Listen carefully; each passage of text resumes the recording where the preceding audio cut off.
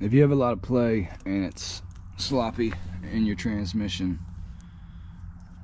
that might be your culprit right there. That's a newer one, but while I'm here I figured I'd show it. Basically that piece wears out and it disintegrates inside your transmission, and it leaves it with a very sloppy shifting. So that's one thing you can do to your B22 shifter.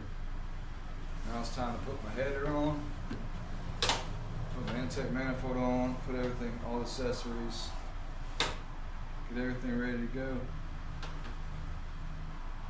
Put my power steering lines back together. Might have to do some work with that, but we'll see here. And brakes. I gotta bleed the brakes. I'm trying to think what else I need. Little things here and there, but we're almost done, so yeah. I'm ready. I'm ready to drive this thing, man.